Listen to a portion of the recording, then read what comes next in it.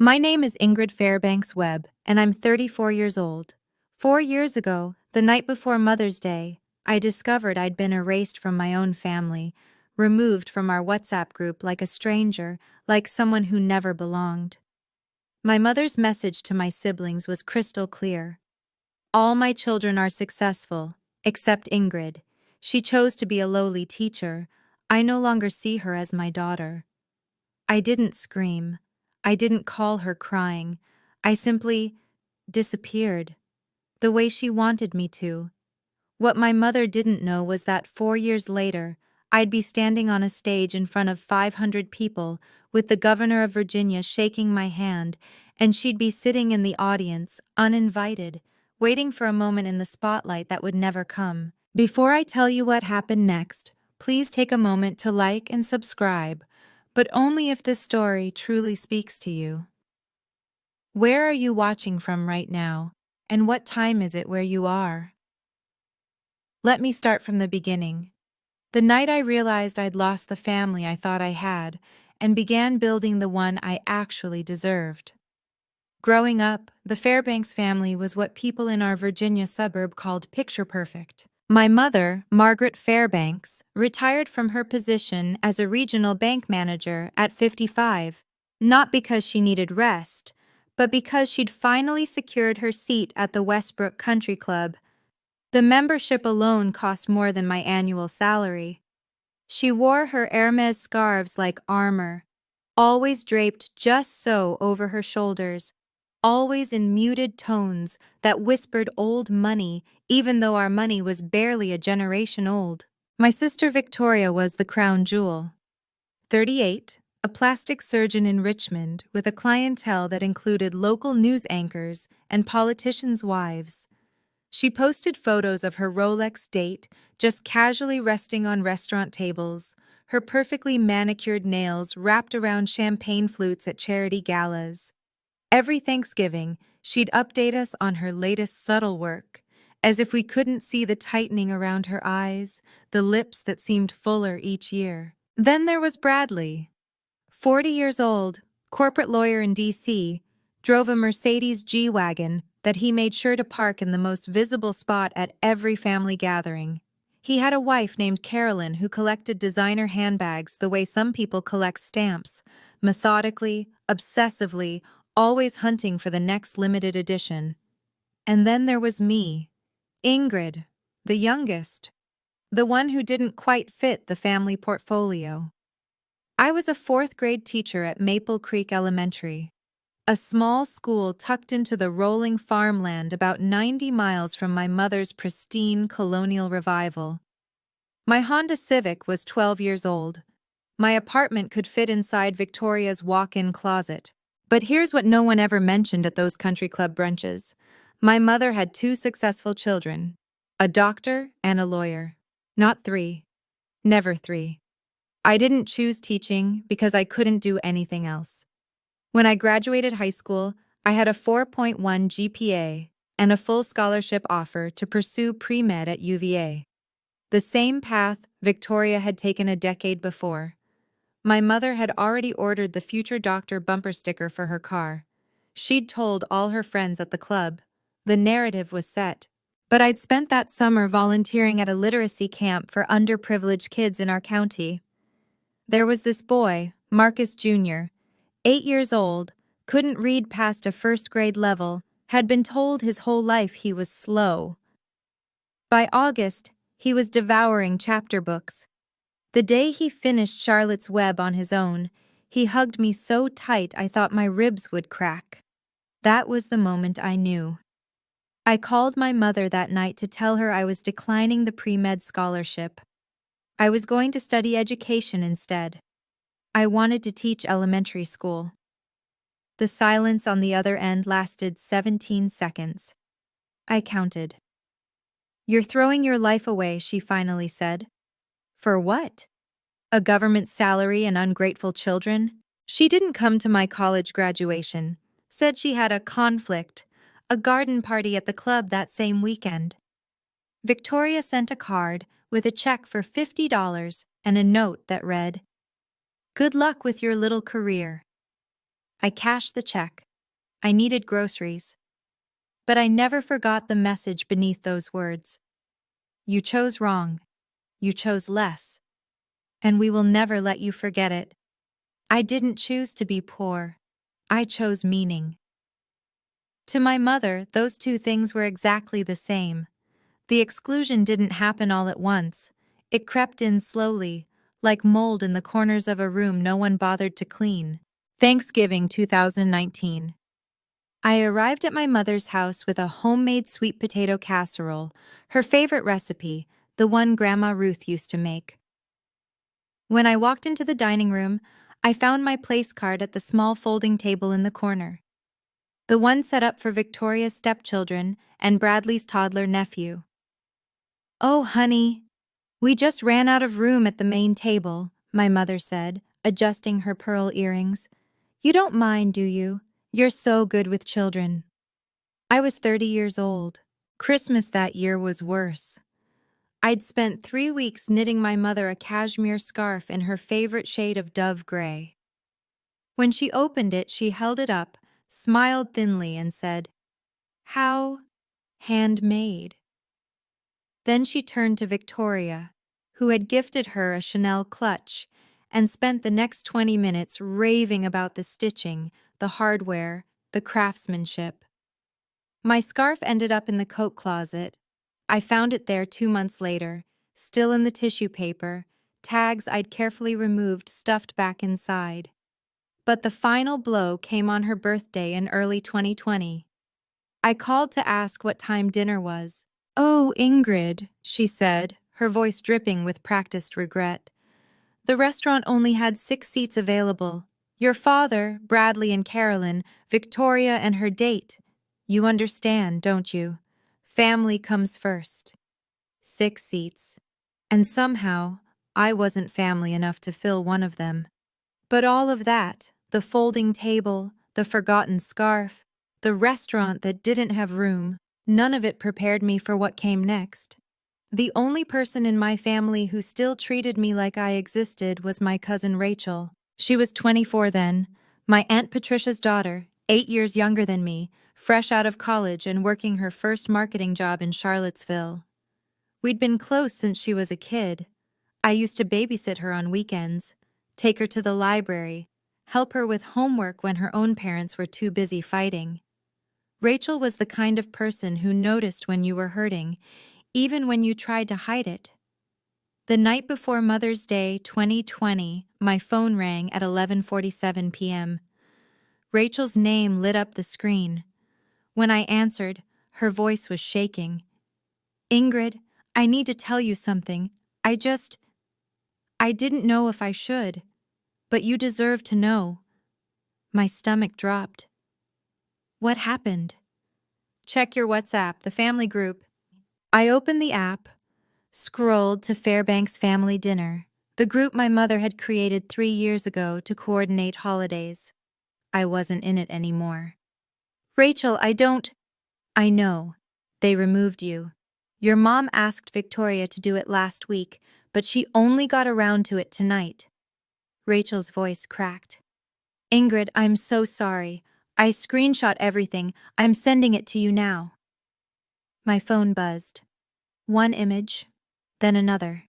I stared at the screen, at my mother's words frozen in digital ink, and something inside me went very, very quiet. "Why are you telling me this?" I whispered.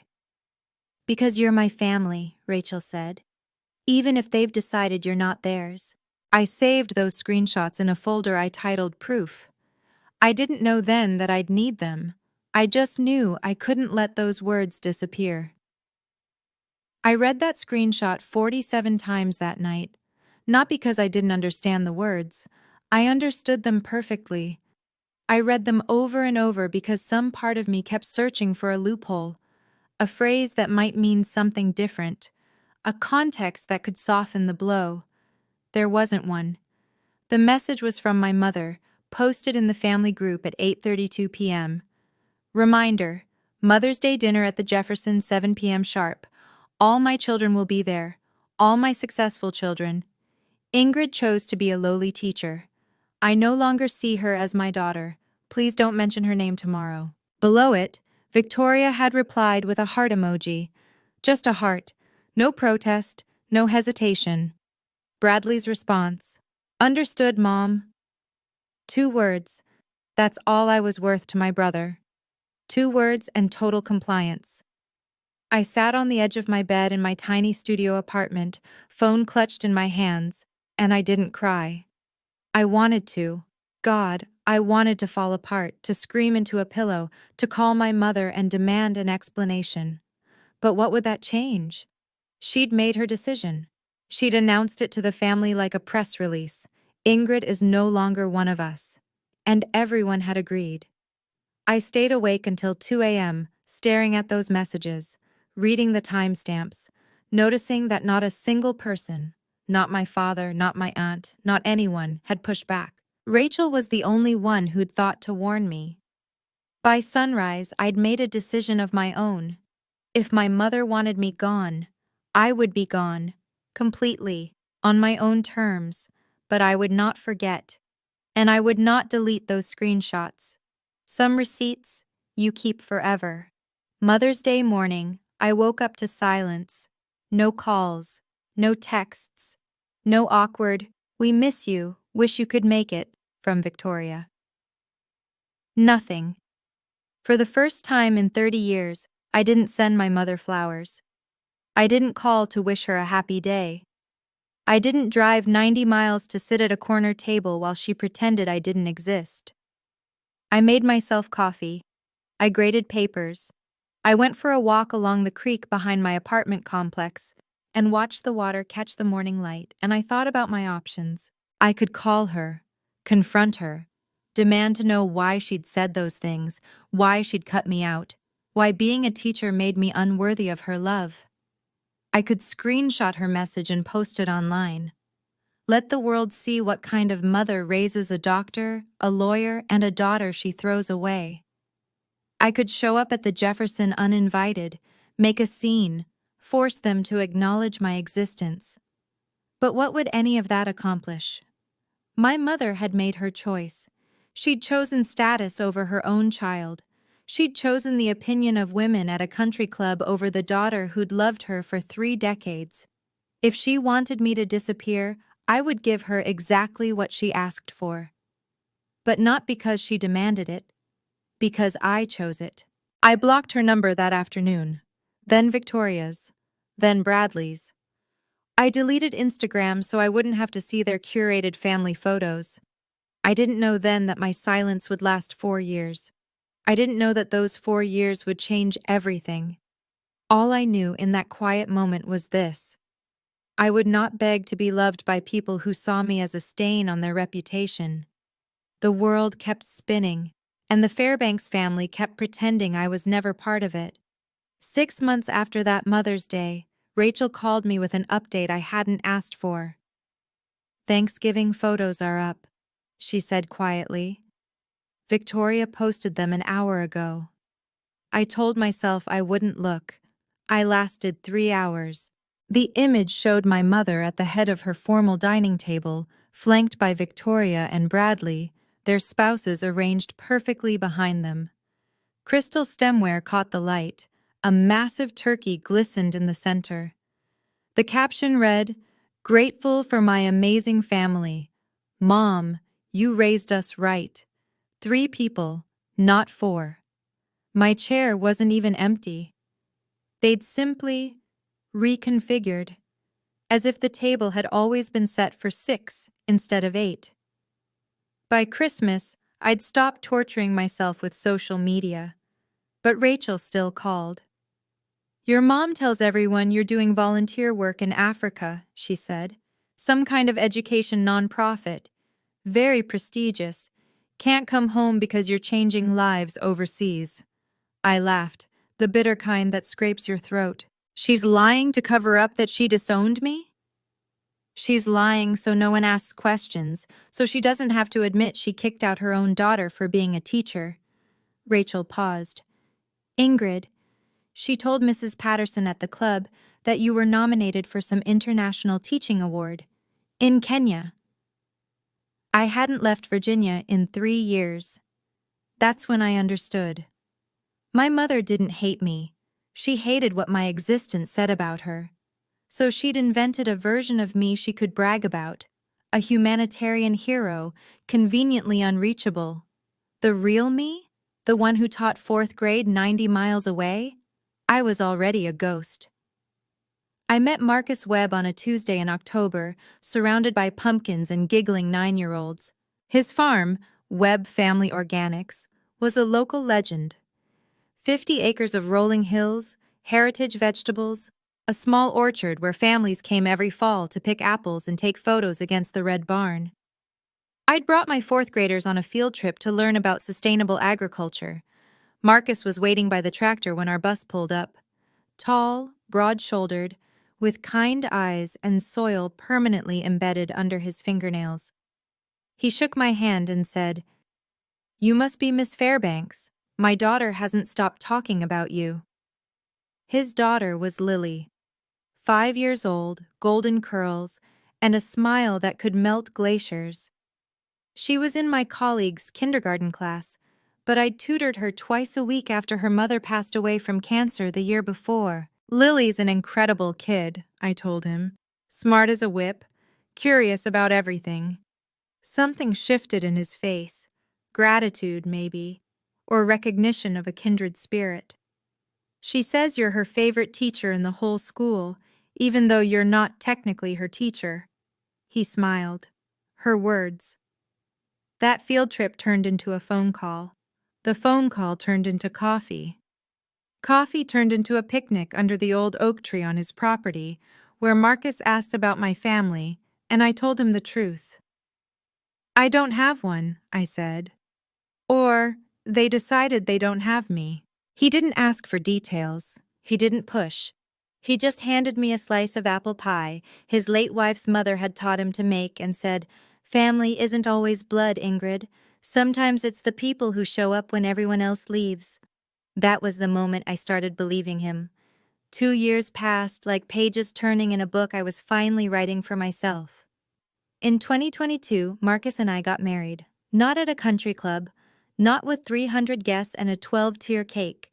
We exchanged vows under the oak tree where we'd had our first real conversation, with Lily as our flower girl and a handful of friends who'd become family. I officially adopted Lily that same year. The day the paperwork came through, she handed me a crayon drawing of 3 stick figures holding hands under a yellow sun. On the bottom, in wobbly kindergarten letters, she'd written, "My mom, my dad, me." I keep that drawing in my desk at work. Some days, when the world feels heavy, I pull it out just to remember what matters. I finished my master's degree in educational leadership through night classes and summer sessions, typing papers at 11 p.m. after Lily was asleep, studying during my lunch breaks, determined to prove that ambition didn't require abandoning the students I loved. When a position opened up for assistant principal at Maple Creek Elementary, I applied. The interview panel consisted of 3 school board members, including Marcus, who recused himself from voting. I got the job anyway. Through all of it, I stayed invisible. No social media, no press releases, no proud announcements to the family that had erased me. Somewhere in Richmond, my mother was still telling people I was saving children in Africa. Somewhere in D.C., Bradley was still pretending he'd never had a second sister. Somewhere online, Victoria was posting photos of family dinners at tables that would never have a place for me. They had no idea who I'd become. And I wasn't ready to tell them. Not yet. The phone call came on a Thursday afternoon in March 2024. "Mrs. Fairbanks Webb?" The voice was formal, precise. "This is Diana Chen. Apologies, Diana Morrison. From the Virginia Department of Education. The board has reviewed your application, and I'm pleased to inform you that you've been selected as the new superintendent of schools for Clark County." I sat down on the edge of my desk, my legs suddenly uncertain. Superintendent. The position I'd applied for on a whim, never believing I'd actually be considered. Overseeing 12 schools, 4,000 students, 200 teachers. Are you certain? I managed. Your track record speaks for itself. Literacy rates up 18% in 3 years. Teacher retention the highest in the region. The mentorship program you developed is being adopted statewide. A pause. Dr. Hart specifically recommended you. She said you were the best educator she'd ever worked with. Eleanor Hart, my mentor from my first year teaching, now the state education commissioner. I hadn't spoken to her in months. The announcement hit the local papers 2 weeks later. Local teacher rises to superintendent, a small headline in the Shenandoah Valley Voice, complete with my photo from the school district website. I didn't think anyone in my family would see it. I was wrong. Rachel called that evening, breathless. Ingrid, your sister just posted that article in the family group chat with the caption, "Isn't this our Ingrid?" My stomach tightened. What did my mother say? Nothing. She hasn't replied. But... Rachel hesitated. I was at Aunt Patricia's when it happened. Your mom called Victoria immediately. I could hear her through the phone, Ingrid. She was furious. Furious that I got the job? Furious that she didn't know. Furious that she's been telling everyone you're in Africa and now there's proof you've been here the whole time. The email arrived 3 days later. The subject line read, "From your mother." I almost deleted it unread. Almost. My dearest Ingrid, it began. I saw the wonderful news about your promotion. I always knew you had it in you. We should meet for lunch soon. I'd love to hear about everything you've accomplished. Mother's Day is coming up. It would mean so much to have the whole family together again. No apology. No acknowledgement of the 4 years of silence. No mention of the WhatsApp message that had shattered me. Just an invitation. As if nothing had happened. As if I'd simply been away on a long trip and was now welcome to return. I didn't respond. 2 weeks later, my phone rang from an unknown number. Against my better judgment, I answered. Ingrid, it's Victoria.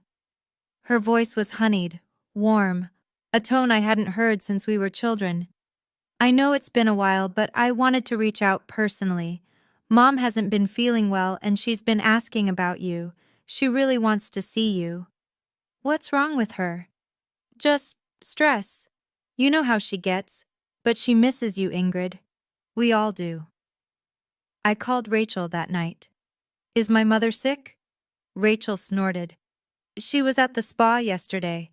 Posted a selfie in the eucalyptus steam room. A beat. Ingrid, they're not reaching out because they miss you. They're reaching out because you made the news. I already knew. But hearing Rachel confirm it made the truth settle into my bones. Can I ask you something? Have you ever received one of those reconciliation calls, the kind where you can hear the insincerity dripping through the phone?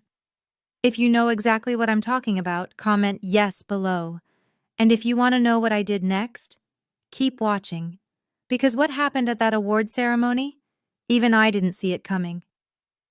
I wish I could tell you I was strong every single day, that I never wavered, never questioned, never lay awake at 3 a.m. wondering if I was the villain in my own story. But that wouldn't be the truth. The doubts crept in slowly after that phone call from Victoria. At work, colleagues kept congratulating me. The superintendent announcement had spread through the county like wildfire. Everyone wanted to shake my hand, ask about my plans, share how proud they were. And then came the questions I dreaded. Your parents must be over the moon, my assistant principal said one morning, beaming. I bet your mom is bragging to everyone at church. I smiled, nodded, changed the subject.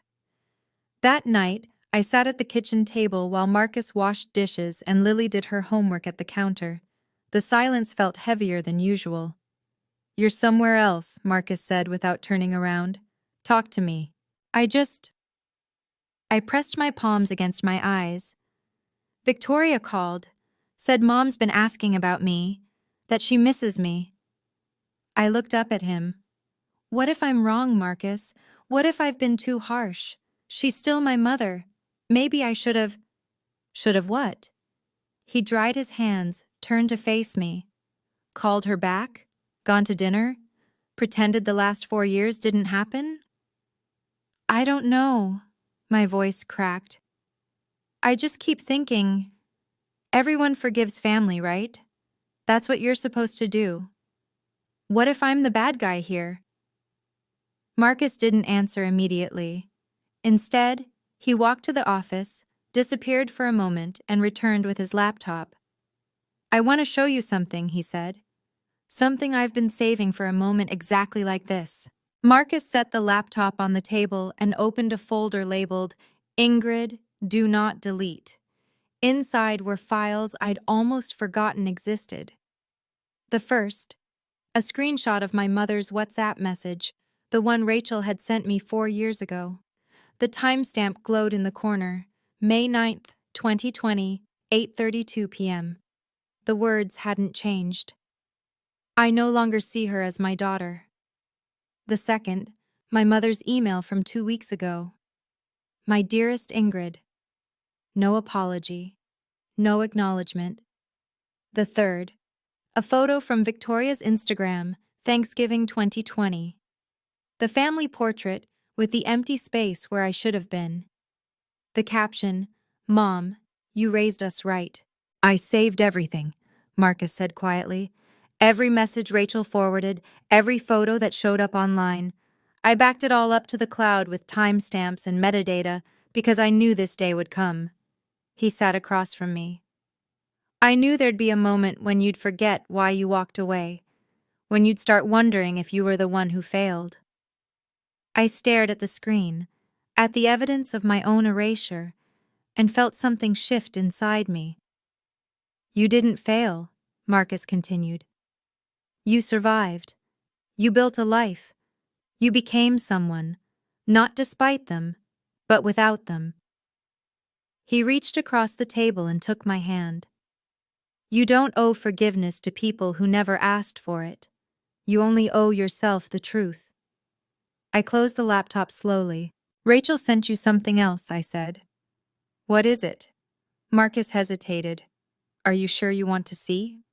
I nodded. He pulled up one more screenshot, a new message from the family group chat, dated just yesterday. And when I read it, everything became clear. The screenshot was from the Fairbanks family group chat, the one I'd been removed from 4 years ago. My mother's message glowed on the screen, dated the day before. Wonderful news! Ingrid is being honored at the State Teacher of the Year ceremony next month. It will be televised. I've already confirmed our attendance. We'll arrive early, sit in the family section, and join her on stage for photos. Victoria, wear your red Valentino. Bradley, bring Carolyn. This is an opportunity to show everyone that the Fairbanks family stands together. Victoria's response. Already picked out my dress. Should I bring flowers? Bradley. I'll clear my schedule. Good PR move. Not a single person had asked if I wanted them there. Not a single message mentioned reconciliation, an apology, or even a private conversation before showing up at the biggest moment of my career. They're planning to hijack your ceremony, Marcus said, his voice tight with controlled anger. Walk in like nothing happened. Pose for cameras. Take credit. I read the messages again, slower this time. My mother's words echoed in my head. This is an opportunity. Not I miss my daughter. Not I was wrong. An opportunity to fix her reputation, to reclaim the narrative, to stand beside me in my moment of triumph and pretend she'd been there all along. They don't want me back, I said, the realization settling cold and final in my chest. They want the version of me they can show off. Marcus nodded. So what are you going to do? I looked at the screenshot one last time, at my mother's careful orchestration, my siblings' eager compliance, the complete absence of anything resembling remorse. I'm going to let them come, I said quietly, and then I'm going to tell the truth. We gathered around the kitchen table that night, Marcus, Rachel on video call, and me, like generals planning a campaign. You could uninvite them, Rachel suggested. Call security, have them removed if they try to enter. Then I'm the villain, I said. The ungrateful daughter who barred her own mother from her award ceremony. That's the story they'll tell everyone. So what's the alternative? Marcus asked. Let them waltz in and pretend they've been supporting you this whole time? I'd been thinking about this for hours, running scenarios, weighing options. No, I said finally. I let them come. I don't cause a scene beforehand. I don't warn them or confront them. I took a breath. And then, when I give my acceptance speech, in front of 500 educators, television cameras, and the governor of Virginia, I thank my family. Rachel's face on the screen went still. Ingrid, I thank my family, I repeated. My husband Marcus, who believed in me when no one else did. My daughter Lily, who taught me what unconditional love looks like. And that's it. That's the whole list. Silence hung in the air. You're not going to mention them at all, Marcus said slowly. Why would I? They're not my family. They made that clear 4 years ago. I pulled up the screenshot of my mother's WhatsApp message on my phone. I don't need to expose them. I don't need to read this out loud. I just need to not include them. The absence will speak for itself. And if your mother tries to come on stage anyway? Rachel asked. I smiled, the first real smile I'd felt in days. Then I'll remind her, very politely, that I'm simply honoring the boundaries she set. She said I wasn't her daughter anymore. I'm just taking her at her word. Dr. Eleanor Hart called me 3 days before the ceremony. Ingrid, we need to talk. Her voice carried the no-nonsense directness I remembered from my first-year teaching, when she'd been the principal who'd taken a chance on a nervous 22-year-old fresh out of college. Something's come up. I braced myself. What happened? Someone contacted the ceremony coordinator last week, a woman named Margaret Fairbanks. Said she was your mother. Eleanor paused. She requested to speak during the family remarks portion of the program, wanted to say a few words about raising you. My grip tightened on the phone. She did what? The coordinator passed the request to me since I'm giving the introduction speech. I turned it down. Another pause, heavier this time. Ingrid, I don't know the full story of your family situation. You've never told me, and I've never asked, but I know you. I've watched you work for 15 years, and I know that if you wanted your mother involved, you would have mentioned her yourself. I exhaled slowly. Thank you, Eleanor. I'm introducing you on that stage, she continued. And I'm going to talk about your achievements, your dedication, your 15 years of changing children's lives. Not your family name, not who raised you, just what you've built with your own hands. She softened. You earned this, Ingrid. Nobody gets to rewrite that story but you. When I hung up, Marcus was watching me from the doorway. Your mother tried to get on stage? Eleanor blocked her. He shook his head slowly, not in disbelief, in confirmation of everything he already knew about the woman who'd discarded me. She really thinks she can just walk back in, he said. She thinks she deserves to, I replied. That's the difference. The night before the ceremony, I sat at the kitchen table with a blank notepad, a cup of chamomile tea, and the weight of 4 years pressing against my chest. Lily had gone to bed an hour ago, her small hand waving from the doorway. Good luck tomorrow, Mom. You're gonna be amazing. Marcus was in the living room, giving me space to write. He understood that some words needed to be found alone. I stared at the blank page. I would like to thank... My pen hovered. Who did I thank? My colleagues, obviously. Dr. Hart. The board members who'd believed in me. The students who'd made every early morning and late night worth it. And then what? I thought about my mother, about the woman who'd hosted country club luncheons while telling her friends I was saving children in Africa, who'd erased me from family photos like airbrushing out a blemish, who was, at this very moment, probably laying out her outfit, practicing her proud mother smile, rehearsing whatever speech Eleanor had already denied her. I started writing. I want to thank my family, the family I chose, and the family that chose me back. My husband Marcus, who saw me when I was invisible. My daughter Lily, who taught me that love isn't something you earn, it's something you give freely. I put down the pen. That was enough.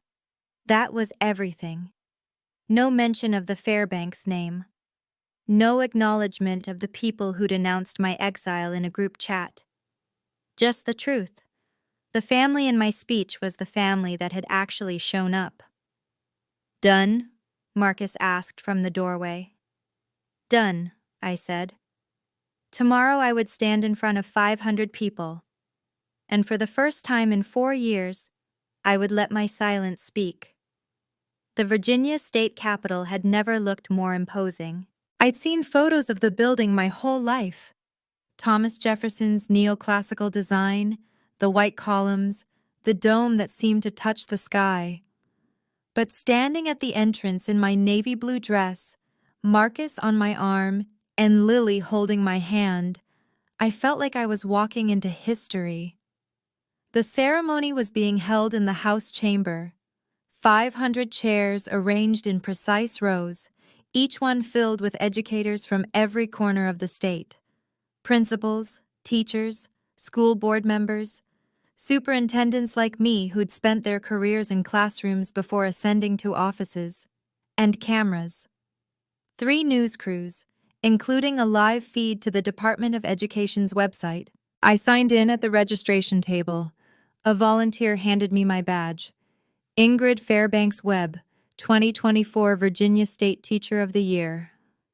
Congratulations, she said warmly. Your family must be so proud. I smiled. They are. We took our seats in the front row, reserved for honorees and their immediate families. Lily sat between Marcus and me, her legs swinging beneath her chair, too short to reach the floor. She wore the dress we'd picked out together, soft yellow with tiny embroidered daisies. Mom, she whispered, tugging my sleeve. Is that your name up there? I looked up.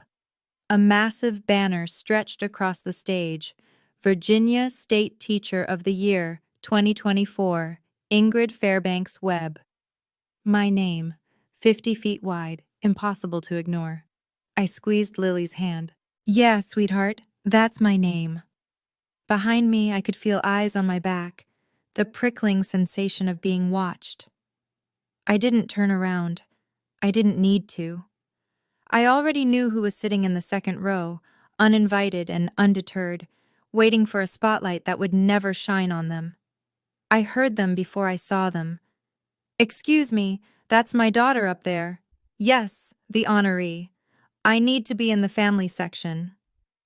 My mother's voice carried across the chamber with practiced authority, the same tone she used to command waiters, silence dissent at dinner parties, convince strangers she belonged wherever she stood.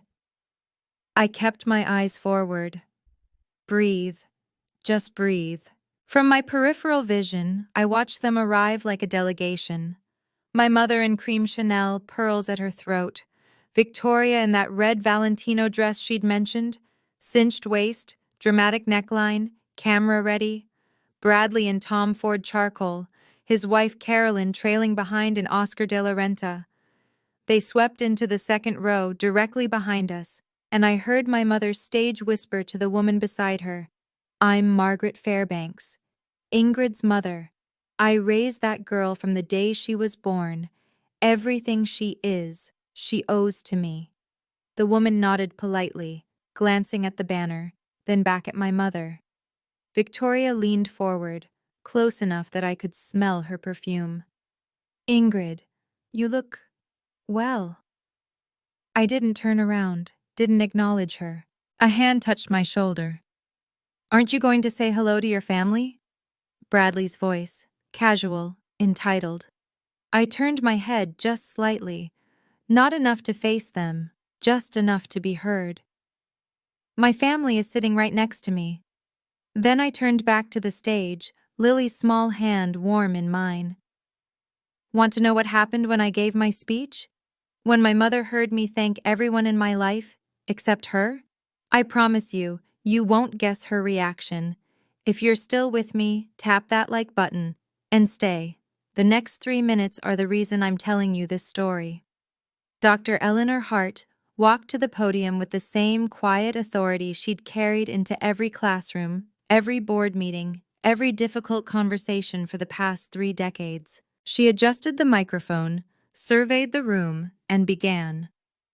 In 15 years of working in Virginia's education system, I've had the privilege of meeting thousands of extraordinary teachers. But today, I want to tell you about one who stands apart. I felt my mother shift in her seat behind me, adjusting her pearls, preparing her proud expression for the cameras. Ingrid Fairbanks Webb started her career in a rural elementary school with 23 students, limited resources, and unlimited determination. Eleanor's voice was steady, warm. In her first year alone, she raised reading levels by an average of 2 grade levels per student. Not through magic, through showing up, every single day. She paused, letting the words settle.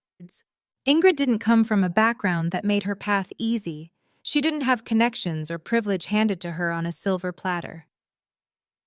A slight emphasis on those words. Was I imagining it?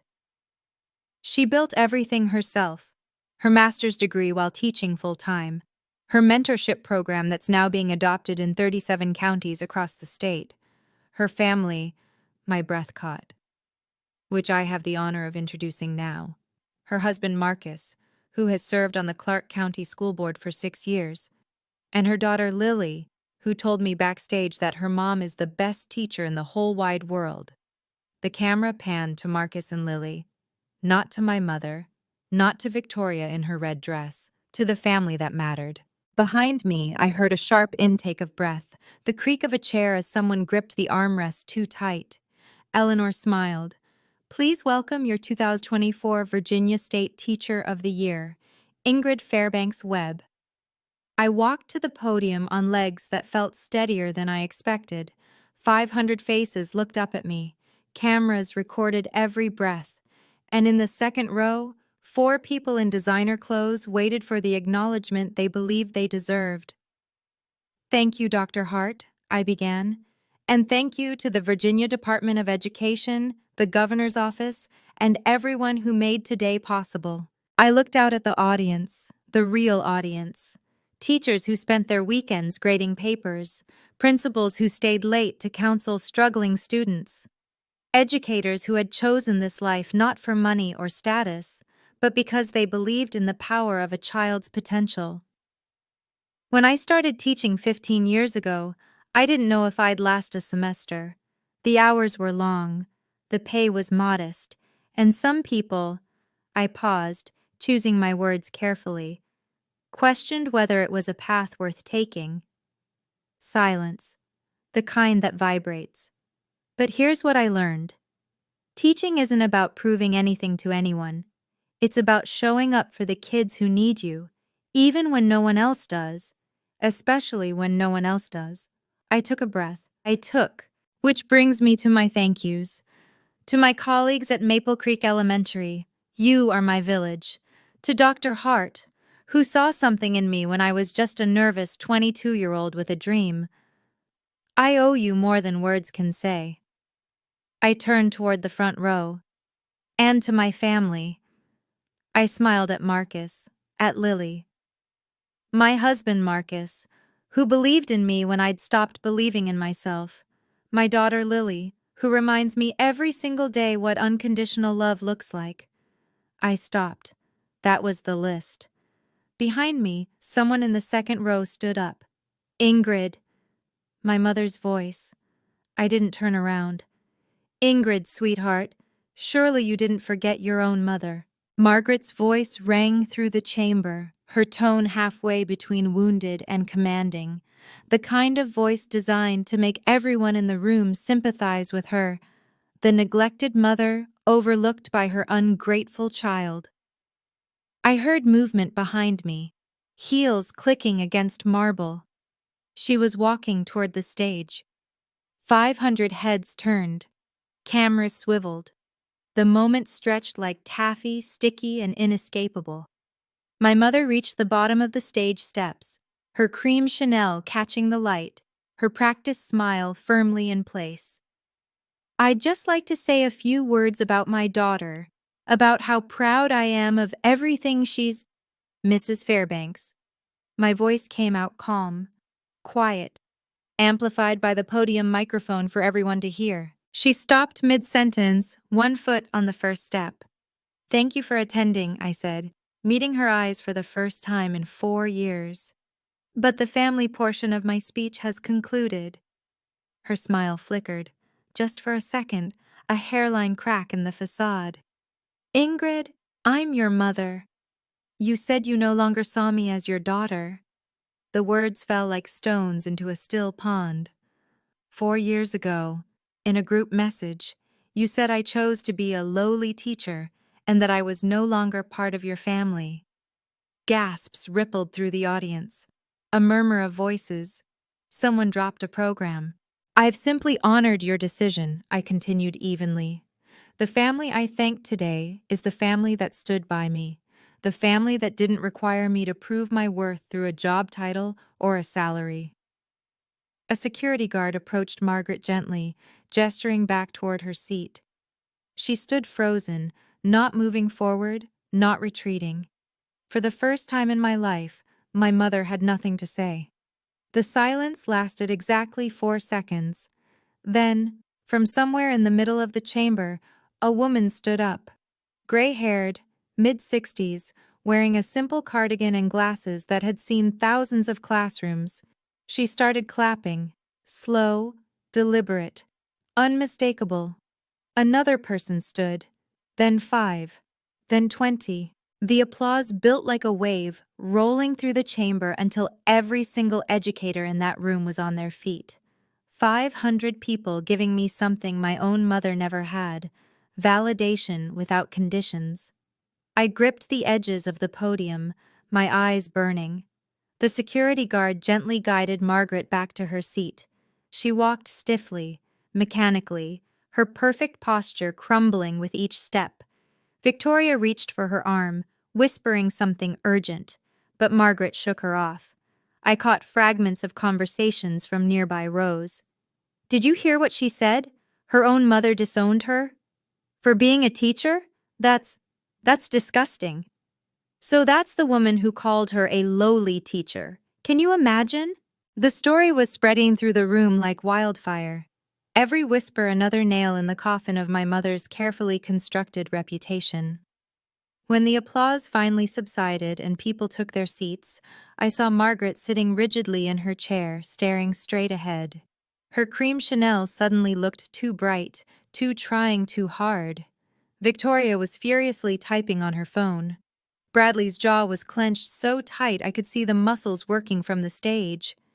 And in the front row, Lily was looking up at me with shining eyes. "You did it, Mom," she whispered, too quiet for anyone else to hear. But I read her lips perfectly. I smiled at her. Just her. The rest of the audience faded into background noise. My family was proud of me. That was all that mattered. They cornered me in the hallway outside the chamber. I'd just finished taking photos with the governor, a kind man with a firm handshake who'd told me my speech was the most honest thing he'd heard in that building in 20 years, when I saw them approaching. My mother, flanked by Victoria and Bradley, moving through the crowd with the determination of people who believed they were owed an explanation. "Ingrid." My mother's voice was low now, stripped of its performance quality. "We need to talk. Privately." I kept my tone pleasant, professional. "If you have something to say, Mrs. Fairbanks, you can say it here." Her eyes flickered to the people around us. Other honorees, their families, a journalist scribbling notes. "You humiliated me, in front of everyone, on television." I stated a fact. I pulled out my phone, unlocked it, and held up the screenshot that had lived in my camera roll for 4 years. This is the message you sent on May 9th, 2020. I no longer see her as my daughter. Your words, your decision. I simply honored it. My mother's face went pale. I was upset. You know how things get taken out of context. Context? I showed her the timestamp, the sender ID, the heart emoji from Victoria, the understood mom from Bradley. This was a group message telling everyone in our family to pretend I didn't exist. There's no other context. Bradley stepped forward.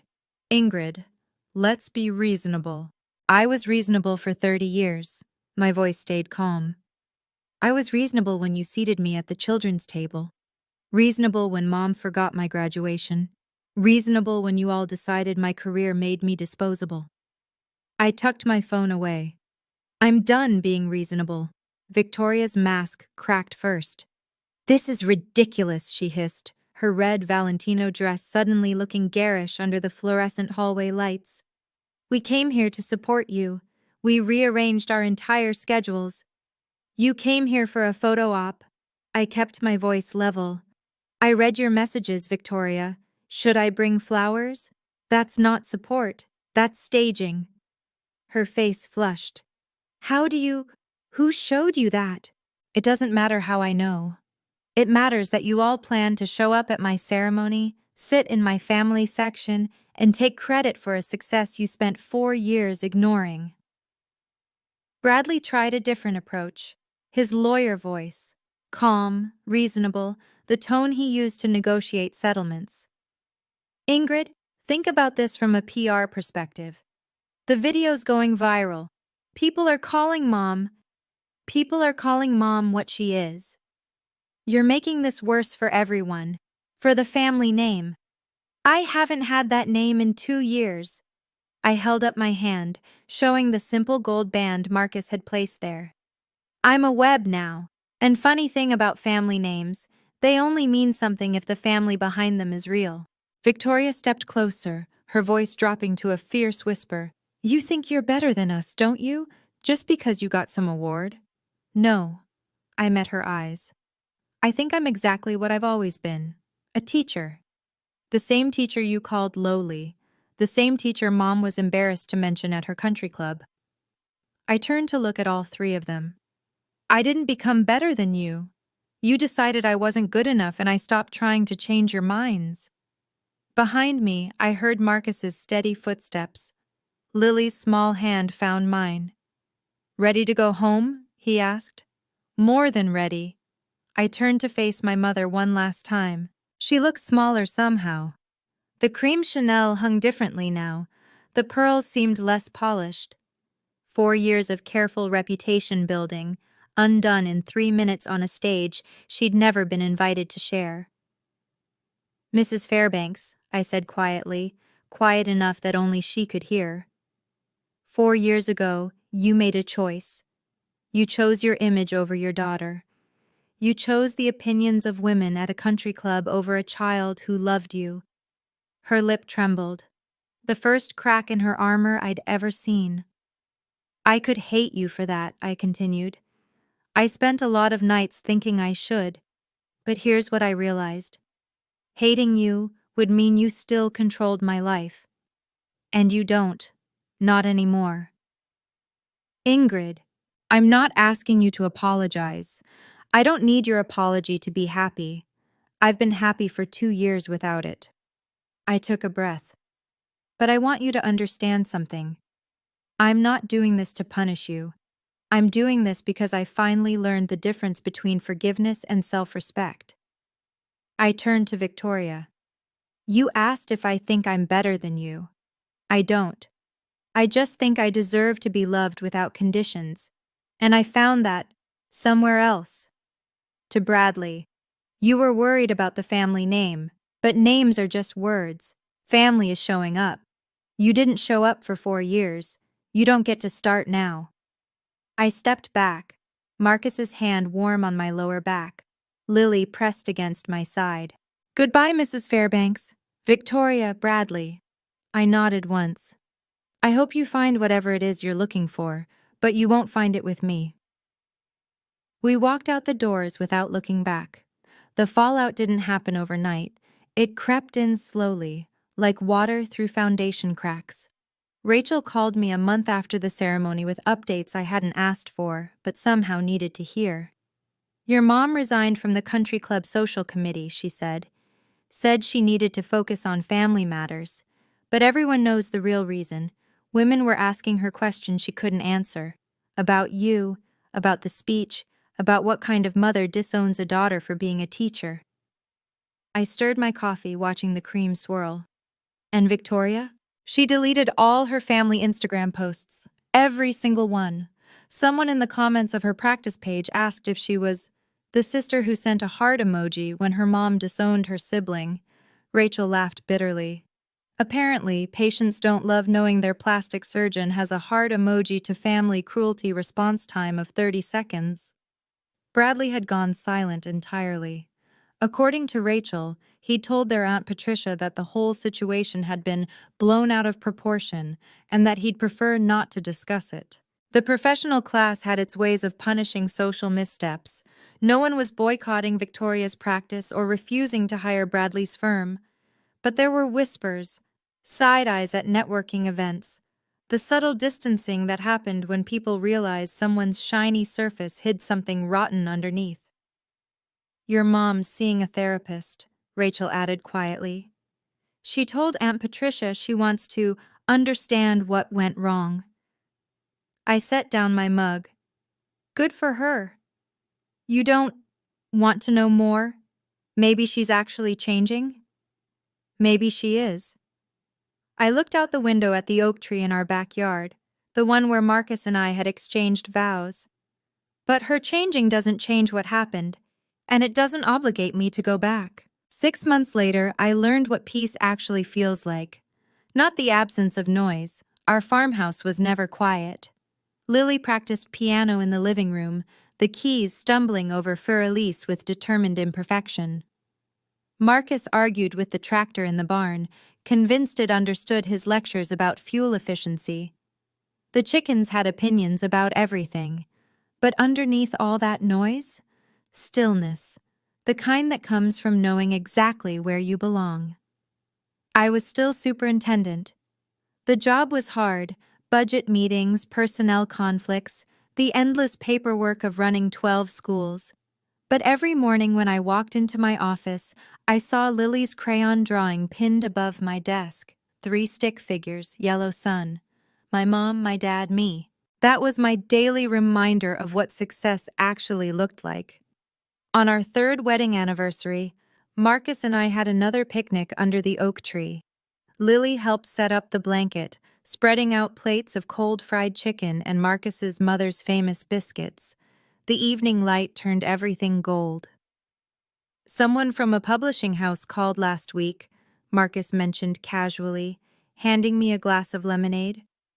They want you to write a book about your career, your journey, all of it.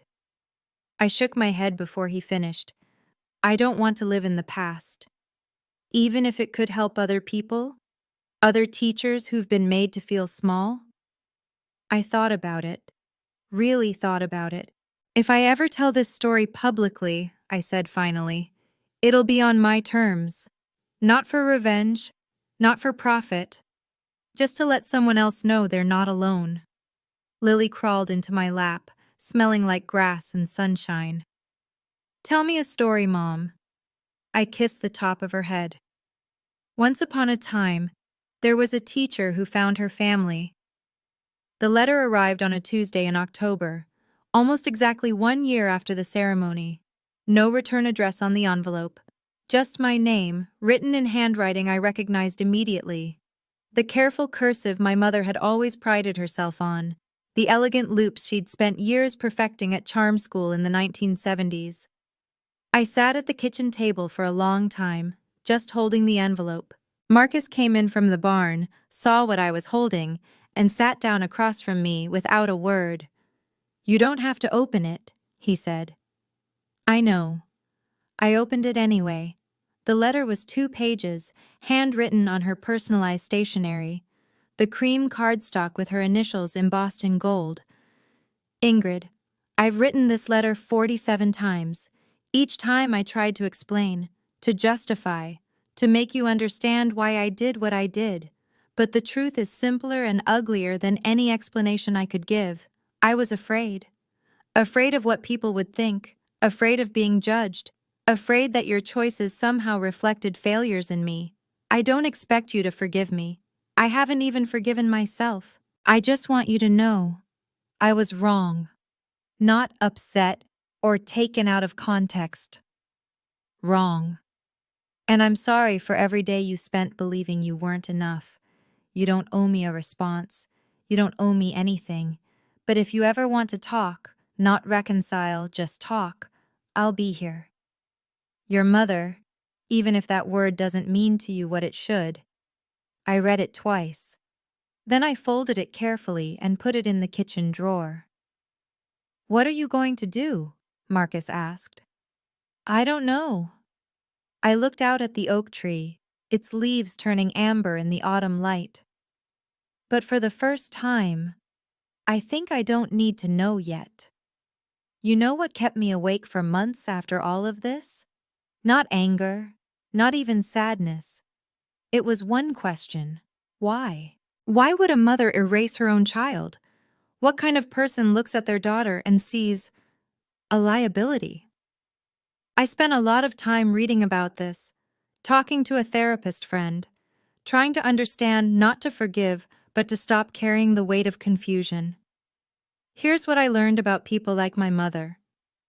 Margaret Fairbanks grew up in a family where love was transactional. Her own parents praised her when she achieved and withdrew when she didn't. She learned early that worth equals performance, that you earn your place at the table, literally. By the time she had children of her own, she didn't know any other way to love. When Victoria became a surgeon and Bradley became a lawyer, my mother wasn't just proud, she was relieved. Their success proved she was a good mother. Their achievements were her achievements. Their status protected her from the shame she'd carried since childhood. And then there was me, the daughter who chose meaning over money, who picked a lowly profession that made Margaret feel exposed. Every time someone asked about her kids, she had to explain me, and explanation felt like failure. So she did what scared people do. She cut out the part that hurt. It doesn't excuse her. Nothing excuses abandoning your child. But understanding this helped me realize something important. Her rejection was never about my worth, it was about her wounds. And here's the thing I want you to hear. If you've ever been in my shoes, you are not responsible for healing people who hurt you. You can understand them without excusing them.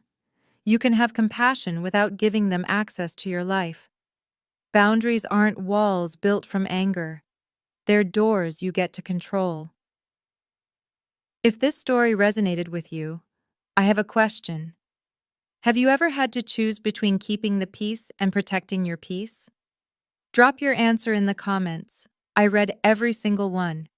And if you want more stories like this, check out the video linked in the description. I think you'll find something that speaks to you. Thank you for being here. Thank you for listening. I'm Ingrid, and I finally know what family really means.